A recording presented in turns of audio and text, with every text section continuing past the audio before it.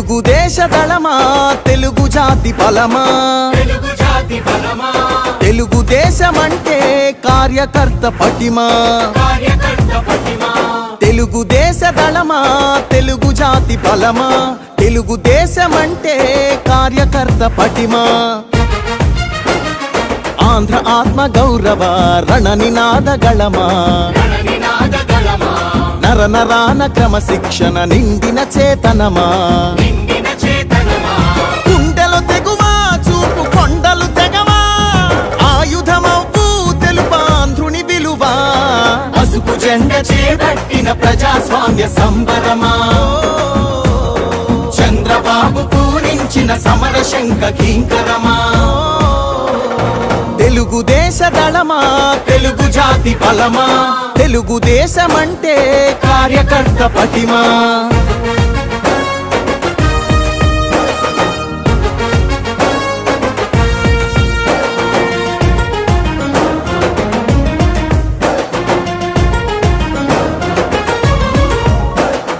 నవచరితను రాసేటి నల్లసిరా మీరే తెలుగు నేల ప్రభ వెలుగుల కాంతి కణం మీరే యవనిక శ్రమ సంచికలో సంచలనం మీరే ఆంధ్రుల పౌరుష గీతం తొలి చరణం మీరే నందమూరి ఆవేశంలో సందేశ ధ్వనులు మీరే చంద్రబాబు హృదయంలోనా ఎగసే ప్రతిస్పందన మీరే తల తెగి పడిన తలపడు పిడికిలివై తరముల కోసం తరగని త్యాగమువై పసుపు జెండ చేపట్టిన ప్రజాస్వామ్య సంబరమా చంద్రబాబు పూరించిన సమర శంఖ కింకరమా తెలుగుదేశ దళమా తెలుగు జాతి బలమా తెలుగుదేశమంటే కార్యకర్త పటిమా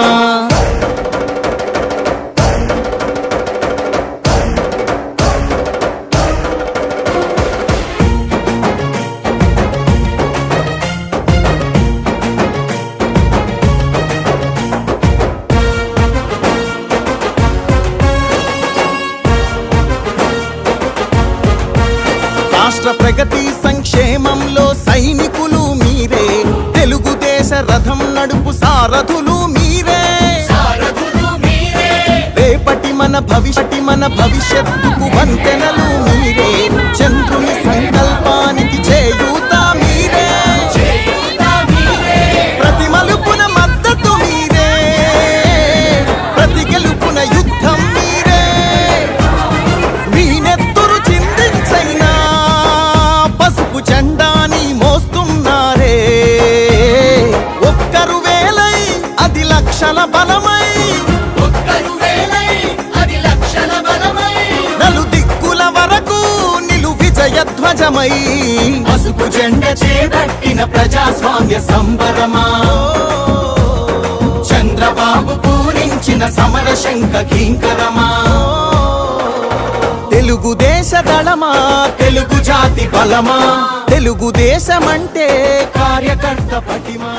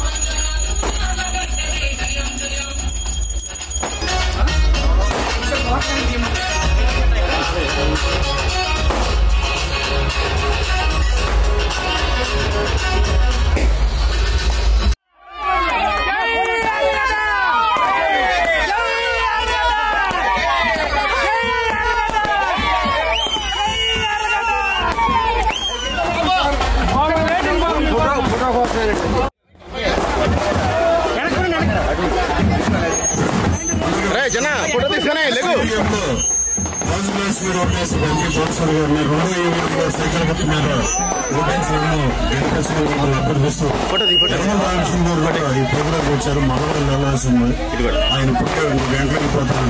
దయచేసి అర్థం చేస్తామని కోరుతూ ఎన్నికల ముందు ఆపరేషన్ బాలసుబ్రహ్మణ్యం గారి విజయం కోసం ఈ ఊర్లో చాలా మంది తెలుగుదేశం గుండెల్లో పెట్టుకుంటారు. రాబోయే కాలంలో ఎట్టి పరిస్థితుల్లో తెలుగుదేశం అదే ప్రసక్తి.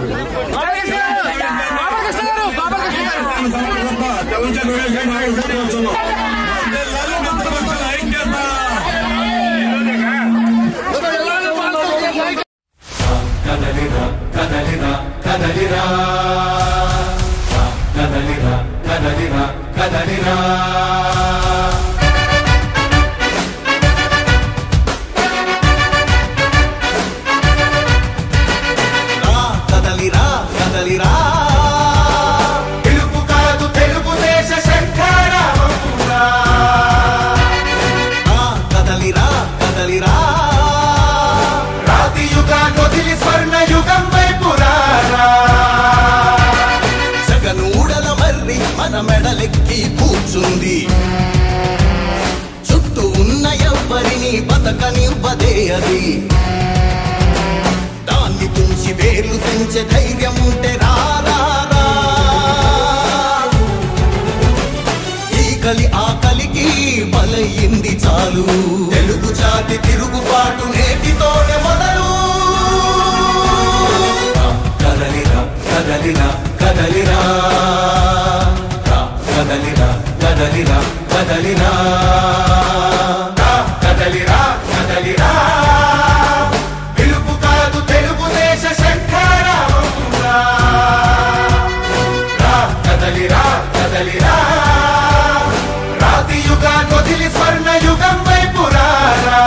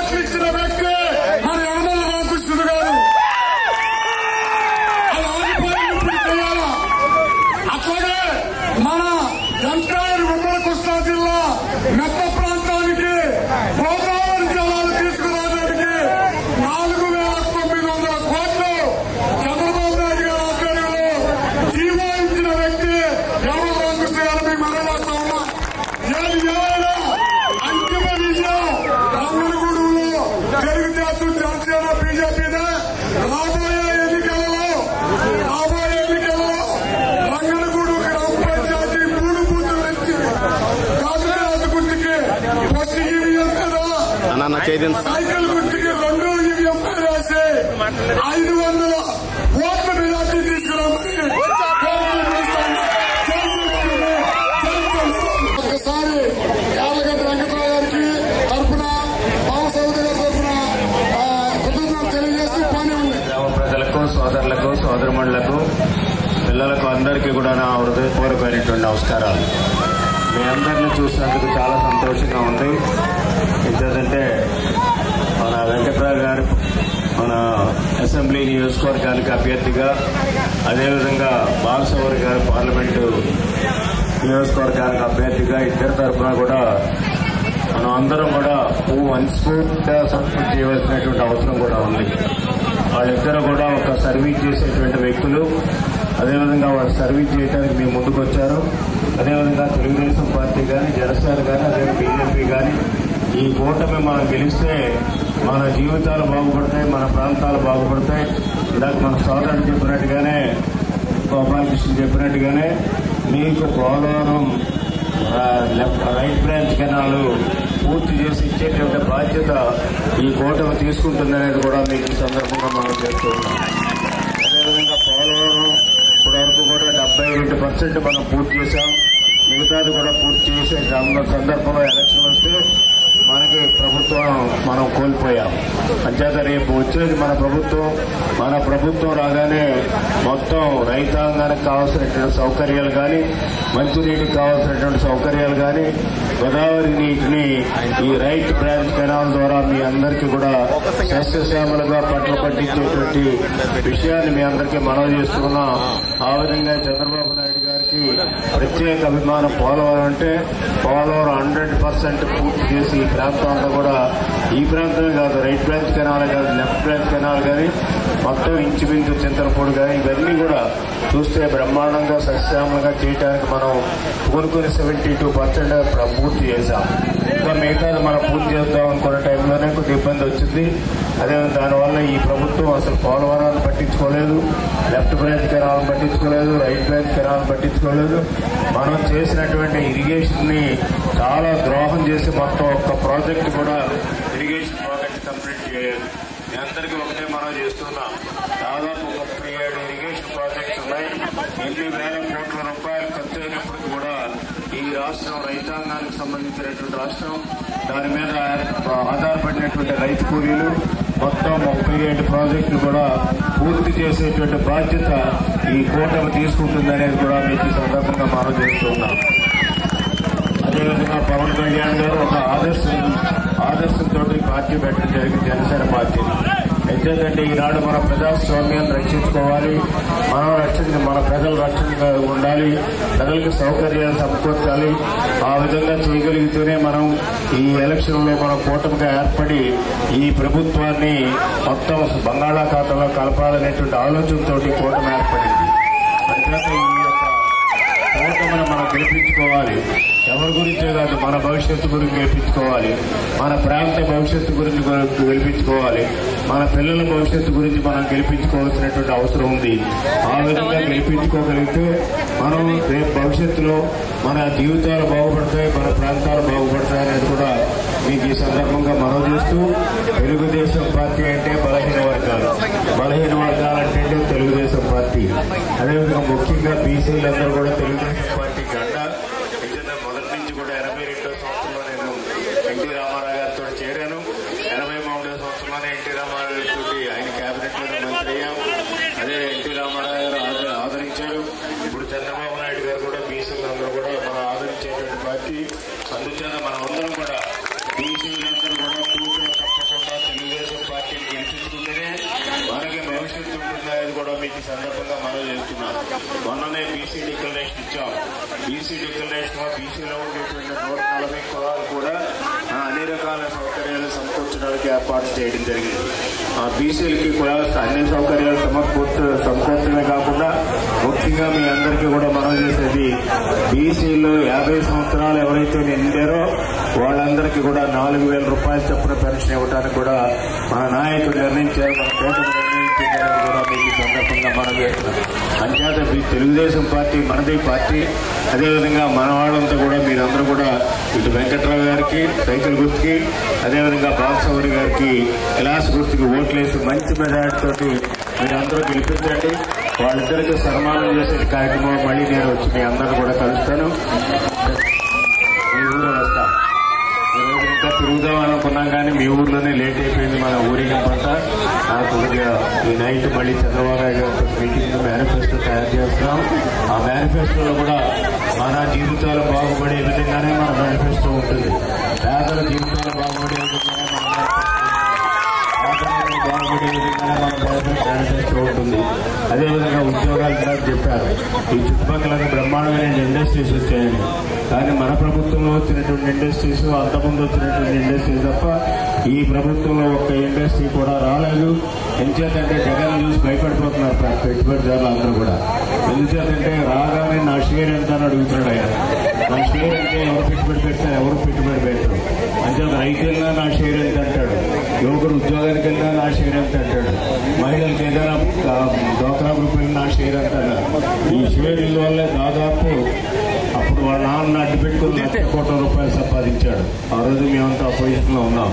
₹1,00,00,000 సంపాదించాడని మనం కంప్లైంట్ ఇస్తే సిబిఐ వాళ్ళు ₹43,000 కోట్లకి ఆయన సిబిఐ వాళ్ళు నిర్ధారించారు. ₹43,000 వరకు కూడా.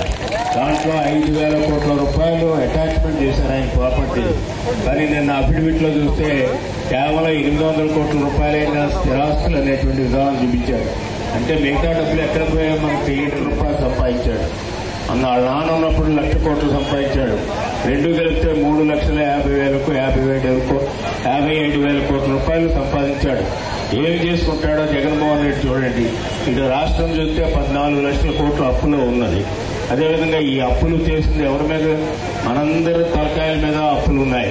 దాదాపు రాష్ట్ర ప్రభుత్వం ₹14 లక్షల కోట్ల జగన్ చేస్తే ఆయన ₹2,57,000 సంపాదించుకున్నాడు. రాష్ట్రం 14 లక్షల కోట్ల అప్పుల్లో ఉంది. ఆ అప్పు వల్ల ఇక్కడ ఉన్న వాళ్ళ ప్రతి వాళ్ళ మీద 5 కోట్ల ప్రధాని మీద ఒక్కొక్కరి మీద ₹2,50,000 అప్పు ఉంది రాష్ట్ర ప్రభుత్వం. జగన్మోహన్ రెడ్డి చేసిన ప్రభుత్వం అనేది కూడా మీకు ఈ సందర్భంగా మనం చేస్తున్నాం. ఇటువంటి ప్రభుత్వానికి కానీ మనం ఓటేస్తే, ఇటువంటి దోపిడీ ప్రభుత్వానికైనా మనం ఓట్లేస్తే, దోపిడీ నాయకులకి కానీ మనం ఓట్లేస్తే, ఇంకేదంటే వీళ్ళ దౌర్జన్యాలు, భూ ఆక్రమణలు, సంపాదించుకోవడాలు, ఇసుక అన్ని మైన్స్ మాఫియాలని పరిపాలించడానికి మీరు అవకాశం ఇస్తే మన జీవితాలు బాగుపడవు. ముఖ్యంగా బలహీన వర్గాల జీవితాలు నాశనం అయిపోతాయి. ఆ విధంగా మన తెలుగుదేశం పార్టీని మొదటి నుంచి నమ్ముకున్న పేద వర్గాలని కూడా మీరందరూ కూడా తెలుగుదేశం పార్టీ, అదేవిధంగా జనసేన, బీజేపీ కూటమికి ఓట్లేసి ఆ సోదరులందరినీ కూడా మంచి మెజారిటీతో గెలిపించాల్సిందిగా మరొకసారి కోరుకుంటూ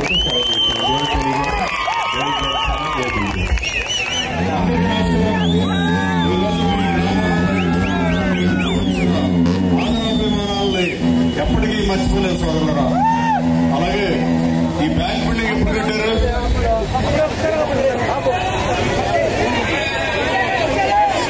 ఈ స్థలం ఆలరామయ్య గారు ఇస్తే నేను బ్యాంక్ డబ్బులు ఇచ్చా. ఎవడో ఇచ్చాడని చెబుతున్నానంట. నేను ఇస్తే కట్టిన బ్యాంక్ అది. గన్నవరం నియోజకవర్గంలో, గన్నవరం టౌన్ లో కానీ ఏ పిఎస్సిఎస్ అధ్యక్షుడు వచ్చినా, గోపురం గురించి వేపూర్ రేవు వచ్చి అడిగినా, అంటే ఏ గ్రామస్తులు సిరివాడళ్ళు కాంపౌండ్ వాళ్ళకి అడిగినా, 42 బ్యాంకుల్లో అడగనాడిదే పాపం అడిగినాడికల్లా పనిచేశాను నేను ఏ గ్రామస్తుడికైనా. ఈ గ్రామం విశిష్టత ఏంటంటే, దీని శంకుస్థాపనకు నేను కేడీసీసీ బ్యాంక్ చైర్మన్ నేను నిధులిస్తే వేరే అతను కూడా పిలిచారు. నేను రానని చెప్పాను, రాజీ పడనని చెప్పాను. వైసీపీలో ఉన్నప్పుడు కూడా రాజీ పడలా.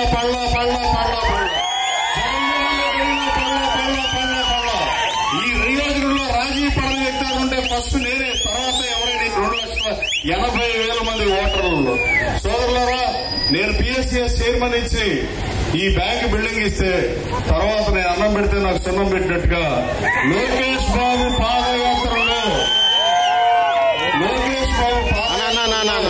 40 మంది మీద తప్పుడు కేసులు బనాయించి 307 కేసు నా మీద కూడా పెట్టి ఆడ విగతగా వదిలేస్తున్నా. దాని తర్వాత వాళ్ళ అబ్బాయి నాకు హ్యాపీ బర్త్డే అని మెసేజ్ పెట్టాడు. నాకు నవ్వాడో తెలియదు. అలాగే సోదరులారా, 200 ఉండే వాళ్ళతో చాలా కష్టం. అలాగే ఈ 40 మంది కార్యకర్తలు ఎవరైతే కేసులు పెట్టించుకున్నారో 52 రోజులు ఈ ఇంటికి, ఊరికి, కుటుంబానికి దూరంగా ఉన్నారో వాళ్ళని ఎప్పటికీ మర్చిపోలేము సోదరులారా. వాళ్ళకి ఇంటి పరిసరాలు నా గుండెల్లో పెట్టుకుంటా ప్రభుత్వ అధికారులు వచ్చినాక ఏ పని కావాలో పని చేసి పెడతారు సోదరులు. అలాగే లోకేష్ బాబు పాదయాత్రలో సంఘీభావం ప్రకటించడానికి ఈ ఆళ్ళగోపాలకృష్ణ గారు వస్తే వైసీపీ ఆళ్ళగోపాలకృష్ణ గారు ఆయన భార్య మాజీ సర్పంచ్ కూడా వచ్చి నాకు షేక్ హ్యాండ్ ఇచ్చారు. వాళ్ళ మీద కూడా కేసు పెట్టేశారు వైసీపీ అయినా కూడా. సో ఇట్లాంటి పనికిమాలిన కేసులు పెడతాక నేను రాజకీయాల్లో కొనసాగటంలో రేపు ప్రభుత్వం వచ్చిన తర్వాత నేను శాసనసభ్యుడిగా మీరు అవకాశం ఇచ్చిన తర్వాత కూడా ఏ వైసీపీ కార్యకర్త మీద కూడా నేను తప్పుడు కేసులు బనాయించను. ఎట్టి పరిస్థితి రాసి పెట్టుకోండి. వాళ్ళ పిల్లలు చూసిన మనకు అక్కర్లా. మంచి చేస్తాక రాజకీయాల్లోకి వచ్చా. అలాగే సోదరులారా, కేడీసీసీ బ్యాంక్ నెంబర్ 1 స్థానంలో నిలబెట్టా 12 నెలల్లో. దేశంలోనే 600 జిల్లాలు ఉన్న దేశంలో నెంబర్ 1 స్థానం ఆంధ్రప్రదేశ్ రాష్ట్రానికి కానీ తెలంగాణ కానీ ఎప్పుడూ లేదు, తమిళనాడుకి. నేను first time KDCC bank number 1 గా పెట్టా. మీరు అవకాశం ఇచ్చి ఆశీర్వదిస్తే గన్నవరం నియోజకవర్గాన్ని లోకేష్ బాబు మంగళగిరిని దేశంలో మోడల్ కాన్స్టిట్యూన్సీ చేస్తానని చెబుతున్నాడు. నేను మీకు చెప్తున్నా, గన్నవరం నియోజకవర్గాన్ని 175 నియోజకవర్గాల్లో రాజకీయాల్లో మంచి చేస్తాను. రాజకీయాల్లోకి వచ్చా. నాకు అవకాశం ఇచ్చి ఆశీర్వదించడం మిమ్మల్ని కోరుతూ, అలాగే రంగనగూడెలో ఉన్న పెండింగ్ పనులన్నీ పూర్తి చేద్దాం.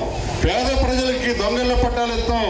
మన అభిమతం మతం కాదు. ఎట్టి పరిస్థితుల్లో చంద్రబాబు నాయుడు గారితో మాట్లాడే 15,000 మంది నిరుపేదలైన అర్హులకి ప్రభుత్వం వచ్చిన 6 నుంచి 9 మాసాల్లో ఇళ్ల పట్టాలు ఇద్దాం అన్నాడు. ఎట్టి పరిస్థితుల్లో అది ఇచ్చి తిరగడం. ఆ రోజున మీ హరిజన వాళ్ళు కానీ బయట ఊళ్ళో గ్రామస్తులకు కానీ కావాల్సిన ఇళ్ల స్థలాలను ఇచ్చే బాధ్యత నేను తీసుకుంటాను. అలాగే సీసీ రోడ్డు, డ్రైనేజీలు చంద్రబాబు గారు చూసుకుంటాడు. నేను చెప్పాల్సిన అవసరం ఉందని నేను భావించట్లా. అలాగే ఇందాక రామరావు విషయం గారు ఉన్నప్పుడు ఈ సూపర్ 6 పథకాలు నేను కూడా ప్రవేశపెట్టా. చంద్రబాబు గారు సూపర్ 6 గన్నవరంలో మనం ఏం చేస్తామండి. ఏలూరు కళాల మీద రామవరపాడు నుంచి ఎరికేపాడు దగ్గర, రామవరపాడు దగ్గర, కేసరపాడు దగ్గర, చెక్కుల దగ్గర బ్రిడ్జీలు ఏర్పాటు చేసి తీరుతాం.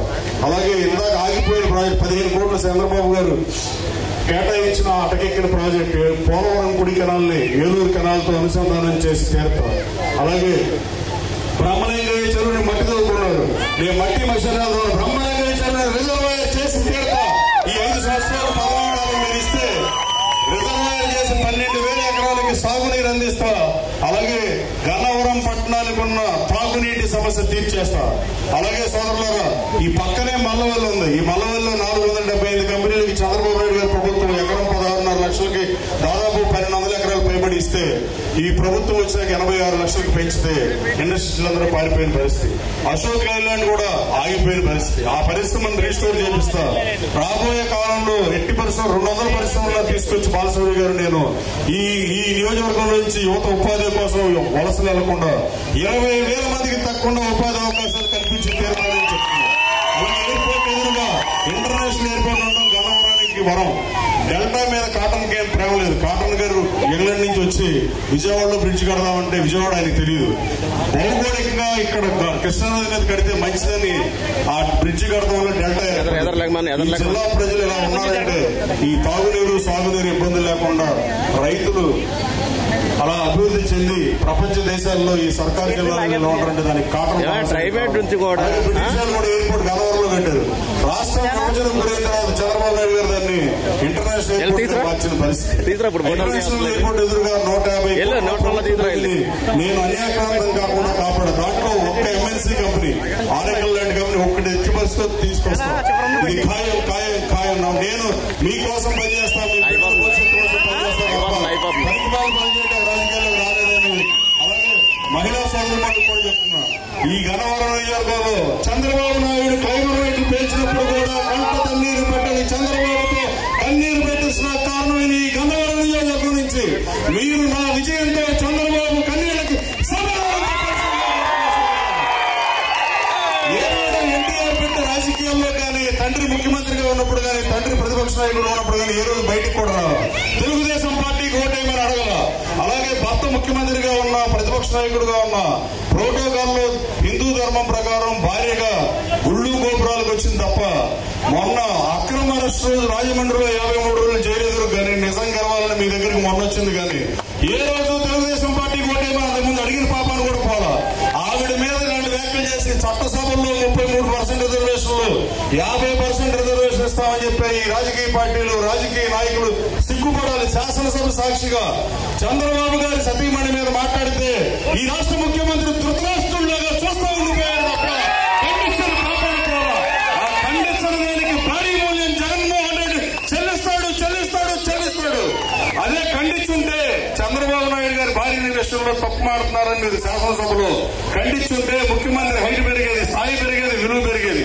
కానీ మౌనం అర్థంగీకరణ కాక చేస్తుడు చూసిపోయిన ఈ రాష్ట్ర ముఖ్యమంత్రి అలాగే ఇక్కడ తీసుకుంటా కారణం శాసనసభ్యుడిని చంద్రబాబు నాయుడు ప్రతిపక్షంతో పోరాడదామని తీసుకున్నానని నాకే చెప్పాడు సోదరులారా. అయితే నీకే అవసరం ఉండి తీసుకున్నాను, నేను రాజీ పడనని చెప్పాను. కానీ తర్వాత ఇప్పుడున్న పరిస్థితుల్లో రాష్ట్రంలో 94 పునరావృతమయ్యే పరిస్థితి రాష్ట్రంలో నెలకొని ఉన్నాయి. 89లో కెంబూరు రామ్మోహన్ రావు బొబ్బిల్లో, నరసాపురంలో భూపతిరాజు విజయకుమార్ రాజు ఇద్దరు ఎంపీలు మాత్రమే గెలిచారు. 40 ఎంపీలు తెలుగుదేశం పార్టీ తుడిచిపెట్టిపోయింది. 2 ఎంపీలతో ఎన్టీ రామారావు 89 గెలిచాడు. 94కి వచ్చేప్పటికి స్టన్నింగ్ మెజార్టీతో గెలిచి ఆ రోజు కాంగ్రెస్ పార్టీకి ప్రధాన ప్రతిపక్ష హోదా లేకుండా 26 స్థానాలకు పరిమితి చేశారు. అదే పరిస్థితి రాష్ట్రంలో చంద్రబాబు నాయుడు ప్రతిపక్ష హోదా తీసేద్దాం అనుకున్నాడు. కానీ ముఖ్యమంత్రి గారు ఈ ముఖ్యమంత్రి హోదా పోతుందా అయింది.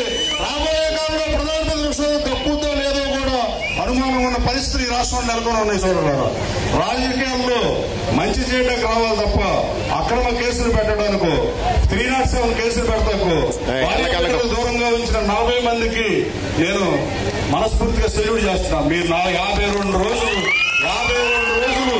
మీరు ఇంటికి దూరంగా మా కోసం, నేను పార్టీలో చేరినప్పుడు లోకేష్ బాబు పాదయాత్ర కోసం మాకు సంఘీభావనం చేయడానికి లోకేష్ చుట్టాకు వచ్చిన మీకు జరిగిన అవమానాన్ని ఎట్టి పరిస్థితుల్లో మర్చిపోను. ఒకటి మాత్రం నిజం సోదరులారా, నేను వైసీపీ శ్రేణులు కూడా ఎవరిని ఇబ్బంది పెట్టను. కానీ నన్ను ఓడిస్తానికి ప్రయత్నించే ఇండస్ట్రీస్ గానీ ఓడిద్దామని కళ్ళు అనుకున్నా వైఎస్ఆర్ కాంగ్రెస్ పార్టీ, తెలుగుదేశం పార్టీ నాయకులు ఏదిచ్చే వైఎస్ఆర్ కాంగ్రెస్ పార్టీ నాయకులు తాడతేస్తా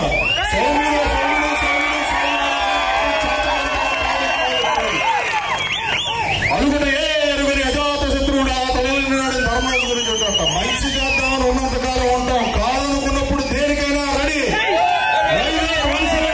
వైఎస్ఆర్ కాంగ్రెస్ పార్టీ కూడా రెడీ, సిద్ధం అనే స్థితికి దిగజారిపోయింది. రాబోయే కాలంలో మీరు అత్యధిక అలాగే పవన్ కళ్యాణ్ గారు సోదరులారు ఈ రాష్ట్రం నుంచి వైఎస్ఆర్ కాంగ్రెస్ పార్టీని భూస్థాపితం చేయాలని, వైఎస్ఆర్ కాంగ్రెస్ పార్టీ ప్రభుత్వాన్ని బంగాళాఖాతంలో కలపాలని మొట్టమొదటిగా నిర్ణయించిన పవన్ కళ్యాణ్, ఆయన ఆ రోజున పవన్ కళ్యాణ్ గారు ఈ రాష్ట్రంలో ప్రభుత్వ వ్యతిరేక ఓటు చేయకూడదని 3 సంవత్సరాల క్రితమే చెప్పాడు. తర్వాత చంద్రబాబు గారు అక్రమారిస్తప్పుడు ఆయన హైదరాబాద్ నుంచి ఆపారు. పోదాల దగ్గర ఆపితే నేను తెలుగుదేశం పార్టీ అభ్యర్థిని ఇక్కడ, అప్పటికే నాది అనౌన్స్ అయిపోయింది సీటు. కానీ నేను పార్టీ అనుమతి కూడా తీసుకోకుండా పవన్ కళ్యాణ్ గారికి సంఘీభావం ప్రకటించి 2 గంటలు బోర్డర్లో ఆయనతో పాటే ఉన్నా ధర్నాలో. అలాగే తర్వాత ఆయన చంద్రబాబు గారిని జైలు దగ్గర కలిసి ఎన్ని సీట్లు ఇస్తామని అడగకుండా పొత్తు పెట్టుకుంది. ఈ రాష్ట్రంలో ఈ వైసీపీ వ్యతిరేక ప్రభుత్వాన్ని కోల్చాలని, వైసీపీ వ్యతిరేక శక్తుల్ని ఏకోన్ముఖం చేయడం కోసం, బీజేపీ మద్దతు కోసం తనకు వచ్చిన సీట్లు తగ్గించుకుని ఈ కొత్త పార్టీకి ముఖ్య భూమిక వహించిన పవన్ కళ్యాణ్కి సెల్యూట్ చేస్తున్నాం. ఈ రాష్ట్రంలో రాబోయే కాలంలో అభివృద్ధిలో అడుగంటిన ఆంధ్రప్రదేశ్ రాష్ట్రాన్ని మళ్ళీ గాడిలో పెట్టాలన్నా, పడిపోయిన మీ ఆస్తులు పెరగాలన్నా, రోడ్లు బాగుపడాలన్నా, పరిశ్రమలు రావాలన్నా, ఐటీ అభివృద్ధి చెందాలన్నా, హెచ్సిఎల్ లాంటి కంపెనీలు రావాలన్నా, యువతకు ఉపాధి అవకాశాలు కల్పించాలన్నా, 1వ తారీఖు ప్రభుత్వ ఉద్యోగాలు జీతాలు రావాలన్నా, పెన్షన్ రావాలన్నా చంద్రబాబు నాయుడు ప్రభుత్వం వచ్చి ఈ రాష్ట్రంలో ఉందంటే ఏమాత్రం సందేహాలు వేస్తారు. అలాగే ఈ నియోజకవర్గం నుంచి నాకు ఫస్ట్ ఈవీఎం బాలసూరి గారు ఉంటారు. దాంట్లో గాజు గ్లాస్ మీద బాలసూరి గారికి ఓటేసి ఆయన ఎంపీగా గెలిపించాలని కోరుతూ, అలాగే 2వ ఈవీఎంలో సైకిల్ గుర్తు ఉంటుంది. దాంట్లో సైకిల్ గుర్తు మీద ఓటేసి నన్ను గన్నవరం నుంచి శాసనసభకు పంపాలని మిమ్మల్ని అభ్యర్థిస్తూ, నేను జగన్మోహన్ రెడ్డి పార్టీకి రిజైన్ చేసే రోజు కూడా ఈ రోజు కూడా జగన్ పొందెత్తి మాటల్లా, జగన్ గారి భార్యనల్లా, చంద్రబాబు గారిని వైసీపీలో ఉన్నప్పుడు పొందెత్తి మాటల్లా, లోకేష్ అల్లా రాజకీయాల్లో ఉంది మంచి చేయడానికి డాక్టర్ దుట్టా రామచంద్రరావు గారు నేనేనాడు మాట తోడునాడలా, డాక్టర్ బాలవర్ధన్ రావు గారు నేను విమర్శించలా. నేను ఏ ఒక్క మనిషిని 2,80,000 మందిలో ఎవరిని నేను ఇట్లా ఆఖరికి నా మీద కేసు పెట్టి 52 రోజులు జనాలను ఇబ్బంది పెట్టి ఈ పిఏసిఎస్ బ్యాంక్ నేను పెట్టిన భిక్ష అతన్నే నేను రాజకీయాల్లో వెలుగుతో కూడిన రాజకీయాలు, విలువలతో కూడిన రాజకీయాలు చేయాల్సిన సమయం మళ్ళీ వచ్చింది సోదరు. రాజకీయం 1950 తర్వాత ఈ రాష్ట్ర ప్రభుత్వం అత్యల్ప అభివృద్ధి, అసలు అభివృద్ధి చేయని ప్రభుత్వం నుండి ఇదే ప్రభుత్వం. అలాగే తెలుగు భాష మీద దాడి చేసిన ప్రభుత్వం కూడా ఇదే. ప్రతి మంత్రి, ప్రతి ఎదవ ఎలాంటి భాష మాడతారో మీరు చూసుకోండి. ఎదవ అనడం కూడా తప్పే మంది.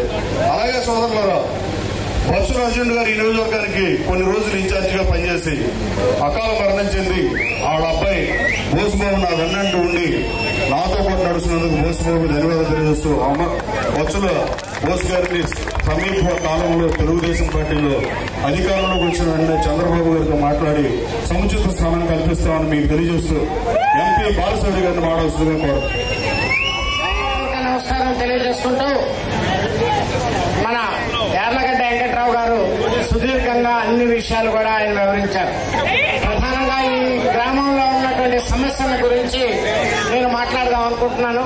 మొట్టమొదటిగా చాలా మంది ఈ గ్రామానికి మంచినీటి సమస్య చాలా ఎక్కువగా ఉందని చెప్పేసి చెప్తా ఉన్నారు. రానున్నటువంటి రోజుల్లో నేను వెంకట్రావు గారు గెలిచిన తర్వాత తప్పకుండా జలజీవన్ అనేటువంటి మిషన్ సెంట్రల్ గవర్నమెంట్ నుంచి ఫండ్ తీసుకొచ్చి అదే రకంగా స్టేట్ గవర్నమెంట్ ఫండ్స్ తో కూడా కలిపి మరి ప్రతి ఒక్క ఇంటికి కూడా మంచినీటి ఇచ్చేటువంటి కార్యక్రమాన్ని తప్పకుండా మనం చేద్దాం.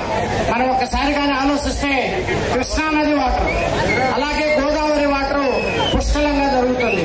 కానీ దాన్ని పైపు లేనేసి ఇంటింటికి వాటర్ ఇవ్వాల్సినటువంటి బాధ్యత అలాగే చంద్రబాబు నాయుడు గారి యొక్క పరిపాలనలో డెఫినెట్ గా ఈ గ్రామానికి కూడా మంచినీటి సౌకర్యాన్ని కలిగజేద్దామని చెప్పేసి మొట్టమొదటిగా మీ అందరికి కూడా నేను విన్నవించుకుంటా ఉన్నాను. మరి రెండో విషయం మీ అందరికీ తెలుసు, ఇది కృష్ణా డెల్టా రైతాంగం వరి తప్ప మరి దాదాపుగా చాలా ప్రాంతాల్లో ఎక్కడా పంట పడదు. మరి ఇందాక యనమల రామకృష్ణ గారు కూడా చెప్పినట్టుగా మనకి పోలవరం ప్రాజెక్ట్ అనేది ఈ కృష్ణా డెల్టాకి గుండెకాయ లాంటి ప్రాజెక్టు. కానీ ఇప్పటి వరకు తెలుగుదేశం ప్రభుత్వంలో 72% కంప్లీట్ అయితే 1% కూడా ఈ ప్రభుత్వం కంప్లీట్ చేయలేదు. మనకి సాగునీరు గాని త్రాగునీరు గాని రావాలి అంటే పోలవరం ప్రాజెక్ట్ కంప్లీట్ చేయాలని చెప్పేసి ఈ కృష్ణా డెల్టా రైతాంగాన్ని కూడా నేను కోరుతా ఉన్నాను. నేను 13వ తారీఖు వేయబోయేటువంటి ఓటు ముందడు రైతాంగం ఒక్కసారి ఆలోచించమని మిమ్మల్ని అందరినీ కూడా నేను కోరుతా ఉన్నాను. అదే రకంగా వీరాడల్లి ఒట్టిగుడిపాడు ఆర్ఓబి ఇష్యూ మరి పెద్దలు గోపాలరావు గారు చెప్పారు, గోపాలకృష్ణ గారు చెప్పారు. తప్పకుండా మనం వచ్చే ప్రభుత్వంలో ఆర్ఓబి అనేది పెద్ద ఇష్యూ కాదు. మరి తప్పకుండా నేను ఒక పార్లమెంట్ సభ్యుడిగా రైల్వే మినిస్ట్రీ వాళ్ళతో మాట్లాడి ఆ ఆర్ఓబిని తప్పకుండా శాంక్షన్ చేపిస్తానని ఇక్కడ గెలిచాను కూడా సందర్భంగా మీ అందరికీ కూడా మనం చేస్తా ఉన్నాం. అదే రకంగా సిఐఆర్ఎఫ్ రోడ్డు కూడా శాంక్షన్ అయింది, కానీ కొన్ని కారణాల వల్ల దాన్ని మరి టెండర్లు పిలవలేదు, పిలిచినా కానీ అది వేయలేదని చెప్తాను.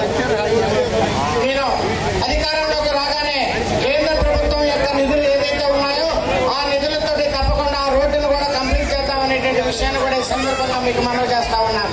మరి అదే రకంగా ఇందాక నేను అక్కడ వీరవల్లిలో కూడా ఒక విషయం చెప్పాను. మరి యాదవ్ కమ్యూనిటీకి సంబంధించినటువంటి మంది అనేక మంది ఇక్కడ ఉన్నారు. మచిలీ దాన్ని నిర్మాణం చేయలేదని చెప్పేసి మన సోదరులంటే దానికి కేంద్ర ప్రభుత్వం నుంచి సిఎస్ఆర్ ఫండ్స్ నుంచి దాదాపు ₹1,00,00,000 తీసుకొచ్చి ఈ రోజు యాదవ్ కళ్యాణ మండపం అక్కడ బ్రహ్మాండంగా నడుస్తుంది అనేటువంటి విషయాన్ని కూడా ఈ సందర్భంగా మీ అందరికి కూడా మనవి చేస్తా ఉన్నాను. అదే రకంగా బీసీలు చాలా మంది ఉన్నటువంటి వాళ్ళది మరి బ్యాంకుల ద్వారా నాబార్డు బ్యాంకుల ద్వారా మరి ప్రధానమంత్రి ఎంప్లాయ్మెంట్ గ్యారంటీ స్కీమ్ ద్వారా అనేక మందికి సబ్సిడీలతోటి 4 గేదెలు 5 గేదెలు ఎటువంటి కొలాటరల్ సెక్యూరిటీ లేకుండా అట్లా గొర్రెల పెంపకానికి కానీ దీనికి కానీ కొన్ని వందల మందికి లోన్లు ఇప్పించాం. తప్పకుండా మనం అధికారంలో రాగానే ఈ గ్రామానికి సంబంధించింది కూడా మనం కంప్లీట్ చేద్దామనేటువంటి విషయాన్ని కూడా ఈ సందర్భంగా మీ అందరూ కూడా మనం చేస్తా ఉన్నాను. ప్రధానంగా ఈ గ్రామంలో ఒక బోరేమని చెప్పేసి కూడా అడుగుతా ఉన్నారు. మరి అది ఎంపీ ఫండ్స్ ద్వారా చూసి తప్పకుండా దాన్ని కంప్లీట్ చేద్దామనేటువంటి విషయాన్ని కూడా ఈ సందర్భంగా మీ అందరికీ మనవి చేసుకుంటూ, మీ అందరికీ తెలుసు మరి ఈ రోజు ఈ కూటమి అంటే ఒక పక్క పవన్ కళ్యాణ్ గారు ఉన్నారు. మరి జనసేన పార్టీ తరఫున ఎంపీగా నేను ఇటు తెలుగుదేశం పార్టీ భారతీయ జనతా పార్టీ మరి మద్దతు ఇస్తూ నేను ఎంపీగా పోటీ చేస్తా ఉన్నాను. నా గుర్తు గ్లాస్ గుర్తు. మొట్టమొదటిగా మీరు ఈవీఎంలోకి వెళ్ళగానే మొదటి ఓటు గాజు గ్లాస్ పై వేసి నన్ను ఆశీర్వదించమని చెప్పేసి మేము అందరినీ కూడా కోరుతా ఉన్నాను. అదే రకంగా రెండో ఓటు ఇటు పక్క జనసేన పార్టీ సపోర్ట్ చేస్తూ అలాగే బీజేపీ పార్టీ సపోర్ట్ చేస్తున్న తెలుగుదేశం నుంచి పోటీ చేస్తున్నటువంటి యార్లగడ్డ వెంకట్రావు గారిని సైకిల్ గుర్తుపై వేసి మరి ఆయన కూడా శాసనసభకు పంపించాలని చెప్పేసి మిమ్మల్ని అందరినీ కోరుకుంటూ మరి ఒకసారి వీరన్నగుడి గ్రామ ప్రజానికానికి అందరికి కూడా రంగన్నగూడెం ప్రజానికానికి అందరికి కూడా నేను ఇక్కడికి వచ్చినప్పుడు మీ ఇద్దరం ఇక్కడికి వచ్చినప్పుడు మీరు